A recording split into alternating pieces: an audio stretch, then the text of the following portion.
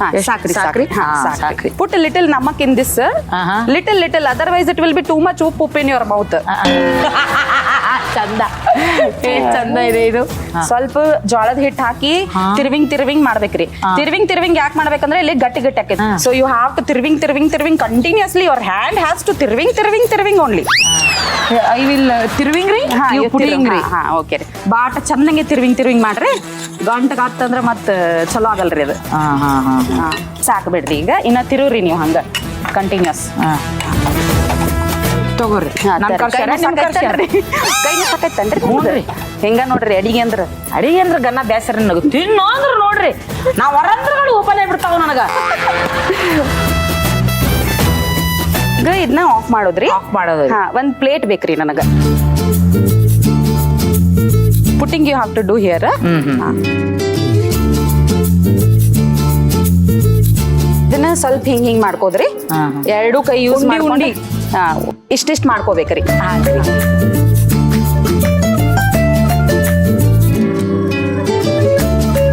ಮತ್ತ discount interest ಎದ್ರ ಮೇಲ್ರಿ?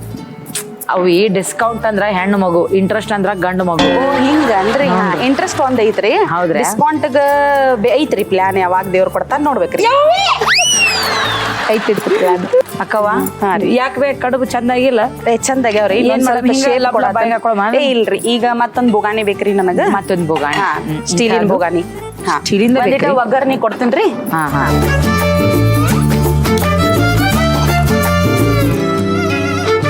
ಸಾಕ್ಬಿಟ್ರಿ, ಸಾಕು. ಸ್ವಲ್ಪ ನನಗೆ ಹಿಂಗ್ ತಿಂದು ಮಂಗ ಕೊಡ್ರಿ. ಓಕೆ, ಇವತ್ತು ನಾವು ನಮ್ಮ ಜೋಳದ ಕಡುಬುಗೆ ಯೂಸ್ ಮಾಡ್ತಾ ಇದೀವಿ SSP ಹಿಂಗು, ರುಚಿ ಬ್ಲಾಸ್ಟ್, ಪರಿಮಳ ಕ್ಲಾಸ್. ತಗೊಳ್ಳಿ.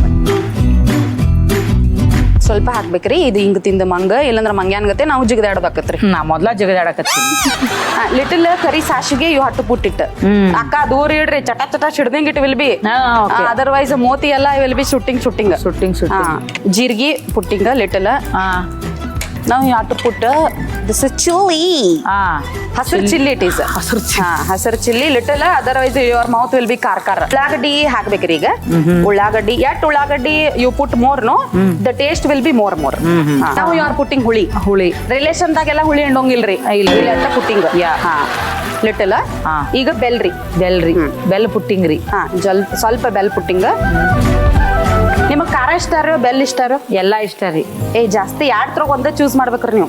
ಇಲ್ರಿ, ನಂಗೆ ಎರಡು ಬೇಕಾಕತ್ರಿ. ಖಾರ ಹೆಚ್ಚಿಗೆ ಆದ್ರೆ ಬೆಲೆ ಬೇಕಾಗತ್ರಿ, ಶುಗರ್ ಜಾಸ್ತಿ ಆದ ಖಾರ ಬೇಕಾಗತ್ರಿ. ಹಂಗಾತನ್ರಿ. ಸ್ವಲ್ಪ ಚೆನ್ನಾಗೆ ಫ್ರೈ ಆಗೈತ್ರಿ ಅದೀಗ.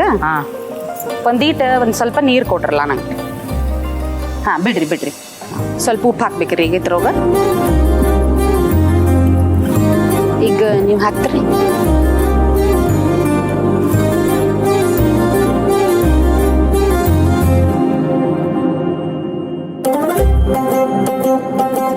ಈಗ ಒಂದ್ ಸ್ವಲ್ಪ ಅರಿಶಿನ ಪುಡಿ ಹಾಕೊಂಡ್ರಿ.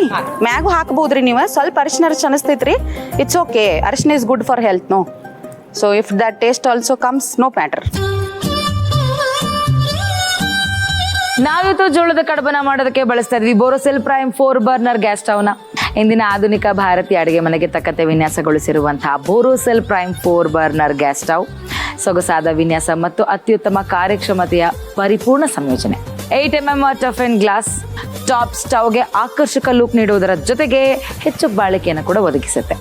ಒಂದು ಜಂಬೋ, ಒಂದು ದೊಡ್ಡ ಮತ್ತು 2 ಸಣ್ಣ ಬ್ರಾಸ್ ಬರ್ನರ್ ಇರೋದರಿಂದ ಸಮಾನ ಉಷ್ಣತೆ ದೊರೆಯುತ್ತೆ.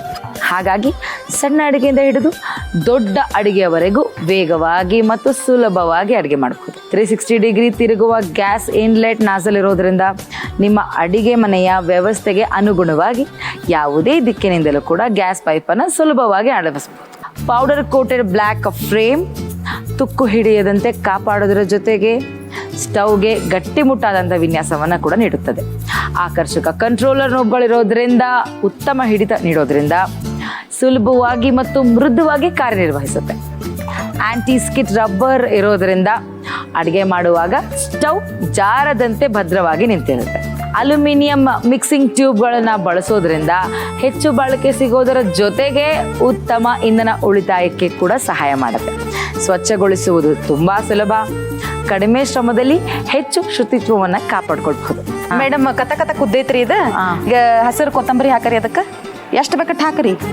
ಹಂಗೆ ಕಂಜೂಸ್ರಿ ಇನ್ನ ಹಾಕ್ರಿ ಮಜಾ ಪರೇ ಇರ್ತೈತ್ರಿ ಮಸ್ತ್ ಮಸ್ತ್ ಸ್ಮೆಲ್ ಬರ್ತೈತಿ ಹಾ ಬಿಡ್ರಿ ಸಾಕ್ರಿ. ನಮ್ಮ ಅಡುಗೆ ಮನೆಗೆ ಬರೋ ಶೆಫ್ಗಳೆಲ್ಲ ಹಂಗ ಹಾಕೋದು ಅವರೇ ಹೇಳ್ಕೊಟ್ಟಾರ.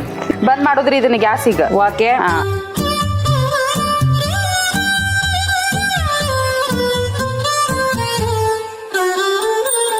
ಇತ್ತು ತಗೋರಿ ಜೋಳದ ಕಡಬು ರೆಡಿ ಆಗ್ಯಾವ್ರಿ.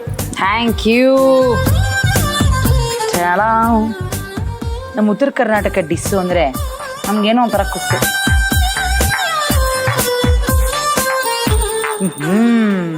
ಕರೆ ಕರೆ ಚಲೋ ಆಗೈತ್ರಿ. ಅಜ್ಜಿಗೆ ನೀವೇನ್ ಅಡುಗೆ ಮಾಡ್ತಿರೋದು ಯಾವಾಗ್ಲೂ ಡಬಲ್ ಮಸ್ತ್ ಆಗ. ಯಾಕೆ ಹೇಳ್ರಿ? ಏನ್ರಿ ಇದು ಫ್ರೀಡಮ್ ಆಯಿಲ್ ನ ಯೂಸ್ ಮಾಡಿರೋದ್ರಿಂದ ಅಫ್ಕೋರ್ಸ್ ಟೇಸ್ಟ್ ಯಾವಾಗಲೂ ಡಬಲ್ ಆಗುತ್ತೆ.